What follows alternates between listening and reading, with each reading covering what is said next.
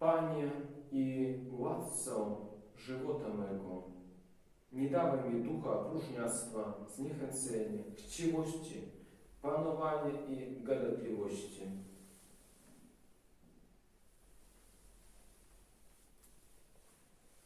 Za to obdarz mnie, Twojego sługę, duchem wstydliwości, skromności, cierpliwości i miłości.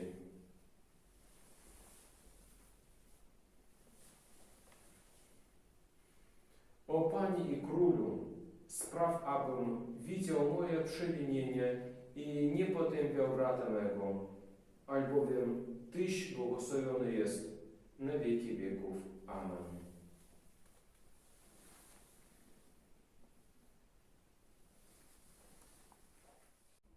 Niech będzie pochwalony Jezus Chrystus. Drodzy bracia i siostry, witam Was serdecznie w trzecim dniu naszych rekolekcji parafialnych.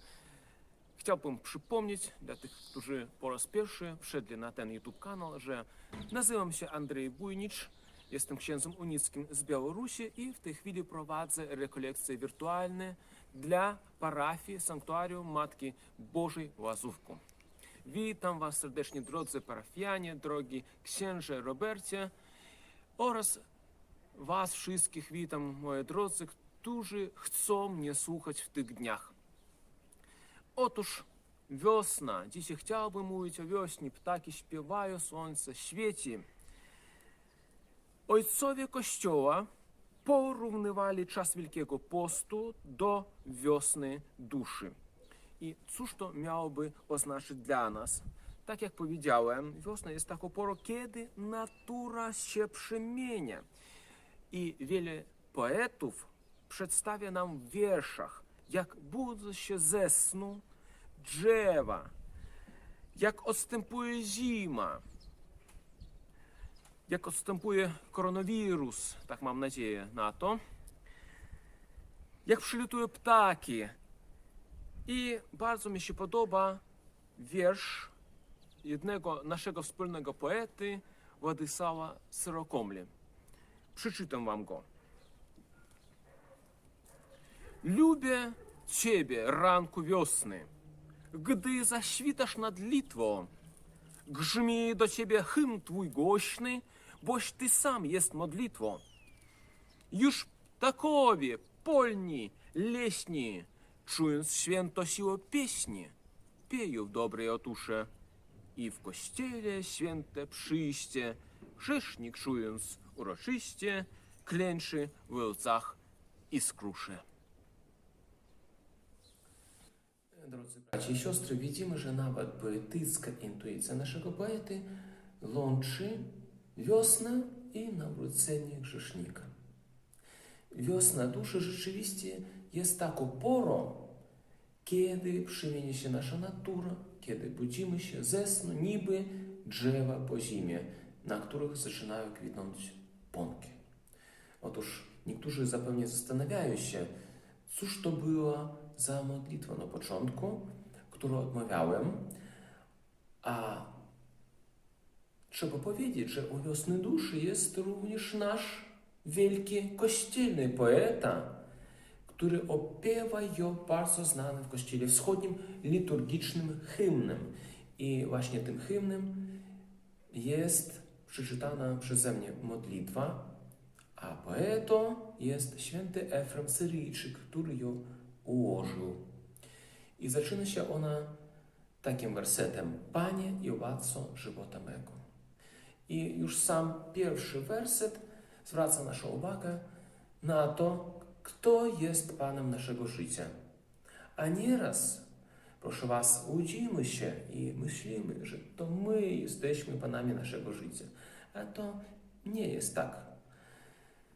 Jest taki kawał o ludziach, którzy w bardzo krótkim czasie dorobili się majątku. I otóż jedzie taki zacny mąż super drogim samochodem i nagle dzwoni jego 10 czy 11 iPhone. Halo, halo, halo? Kto mówi? Kto? Pan Bóg. O, Panie Boże, bardzo miło, że Cię słyszę. Tak. Nie, wszystko dobrze. Nie, wszystko mam. No słuchaj, dzięki za telefon. Jakbyś czego potrzebował, dzwoń. Dzwoń śmiało, no, pa. Drodzy bracia i siostry, tak naprawdę jest to kawał nie tyle o ludziach bogatych, ile o ludziach samowystarczających. I każdy z nas może zobaczyć w tym mężu siebie w pewnych sytuacjach naszego życia. Także pamiętamy, w tych czasach koronawirusu zwłaszcza, że nie jesteśmy panami i władcami naszego żywota, naszego życia, tylko Pan Bóg. I tak naprawdę to daje nam nadzieję. Kolejna część modlitwy jest taka. Nie dawaj mi ducha próżniactwa, zniechęcenia, chciwości, panowania i gadatliwości. No cóż, na pierwszy rzut oka w tym zdaniu zostały wymienione rzeczy bardzo luźno powiązane ze sobą. Próżniactwo, zniechęcenie, chciwość, panowanie i gadatliwość. A jednak o to wszystko prosimy Boga, by nas od tego uwolnił. Czym są próżniactwo i zniechęcenie? Są to dwa rodzaje lenistwa. Próżniactwo jest niechęcią do pracy, nieróbstwo, niechęcią do życia naszego codziennego. Oczywiście chodzi również o niechęć do pracy duchowej. Zniechęcenie jest takim stanem duszy, kiedy mówimy sobie, to nic już nie da się zrobić. To jest taki stan duszy, kiedy mówimy sobie, i tego nie chcę, i owego też nie chcę. Mam już dość tego wszystkiego. Mam już dość tej kwarantanny. Próżniactwo i zniechęcenie nas przytłaczają, paraliżują. Nam się wydaje, że jesteśmy bezużyteczni. Do niczego się nie nadajemy. I w takim stanie naszej duszy brakuje nam sensu.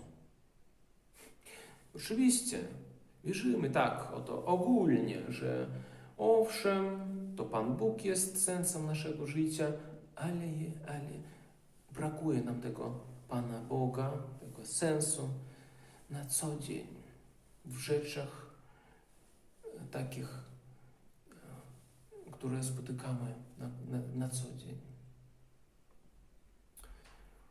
Benedykt XVI bardzo często mówi o sensu życia i mówię w takich oto słowach.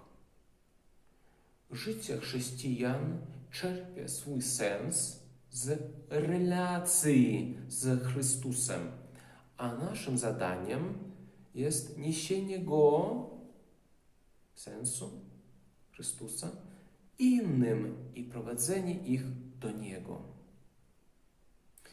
I autor modlitwy, czyli Efrem Syryjczyk, bardzo dobrze uświadamiał sobie, jak ciężko żyć, nie widząc sensu w zwykłych, codziennych rzeczach.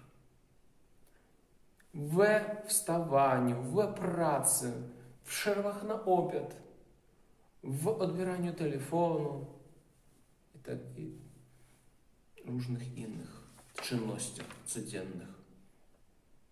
I właśnie dlatego w tej modlitwie zwracamy się do Pana Boga o pomoc, o sens. By to Bóg pomógł nam ujrzeć światło w naszych codziennych czynnościach. Kolejna rzecz to duch chciwości i panowania. Być może to zabrzmi dziwnie, ale właśnie próżniactwo, lenistwo i zniechęcenie napełniają nasze życie chciwością i chęcią panowania. Jak ktoś nie posiada prawdziwego sensu w swoim życiu, nie usiłuje przeżywać codzienności z Jezusem i w Jezusie, to wypełnia swoje życie innymi sensami. I jeżeli brakuje nam sensu, to wtedy szukamy rekompensaty. I bardzo często kosztem innych osób. Nie trzeba tego robić. Trzeba szukać sens w Jezusie, w naszej codzienności i wypełnić się właśnie Jezusem. Gadatliwość, wreszcie gadatliwość. Otóż bardzo dobrze wiemy, że ze wszystkich Bożych stworzeń tylko człowiek otrzymał dar mowy. I ojcowie Kościoła widzą w tym pieczęć obrazu Bożego w człowieku, bo sam Bóg objawił się nam jako Słowo i ta pieczęć jest najwyższym darem, chociaż zarazem i największym zagrożeniem, bo pamiętamy, że Słowo jest czymś takim, co zbawia i zabija zarazem. Słowo daje natchnienie i Słowo truje. Pamiętamy, jak mówił apostoł Jakub w swoim liście. On nam przypomina, że mimo, że jest język małym organem, ma powód do wszelkich przechwałek. Oto mały ogień, powiada apostoł, a jak wielki las podpala. Taki język jest ogniem, sferą nieprawości.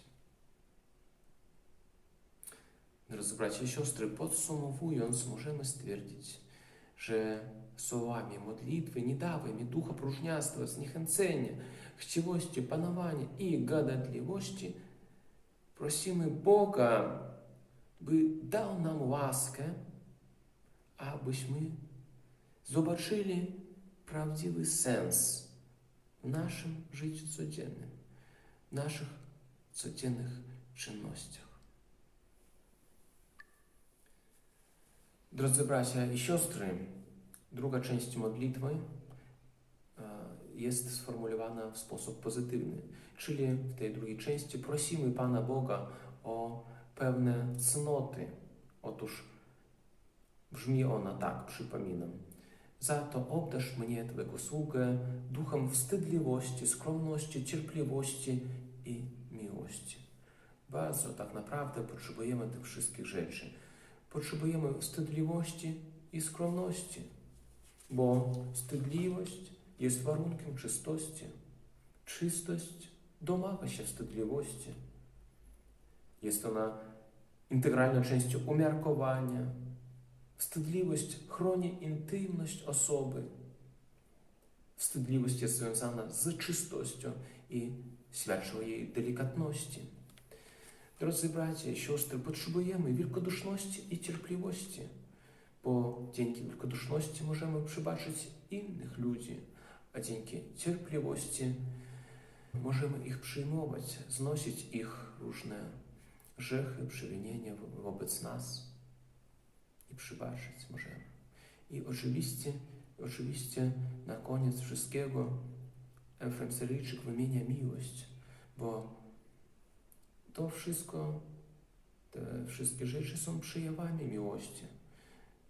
Bez miłości nic nie możemy uczynić z tego, co przed chwilą powiedziałem. Drodzy bracia i siostry, oczywiście możemy i dalej zgłębić tą modlitwę Efrema Syryjczyka, ale tak naprawdę uważam, że moim zadaniem jest zainspirować Was do nadziei, do modlitwy, do miłości. Ta modlitwa Efrema Syryjczyka jest taką mapą drogową, która pozwala nam zajrzeć w głębiny naszego serca, zbadać nasze serce. Także zachęcam korzystać z tej mapy drogowej przede wszystkim. Zawsze, przynajmniej dla mnie, jest rzeczą trudno kończyć rekolekcje, ale wszystkie dobre rzeczy się kończą i mam nadzieję, że takimi dobrymi rzeczami byli te rekolekcje. Także dziękuję Wam wszystkim, którzy mnie słuchali. Dziękuję Wam wszystkim, którzy modlili się za mnie. Dziękuję Wam wszystkim, którzy zastanawiali się nad tymi treściami, nad tymi sensami, o których mówiłem. Bóg zapłać Wam, moi drodzy, i być może jeszcze się spotkamy. Pozdrawiam Was wszystkich. Niech będzie pochwalony Jezus Chrystus.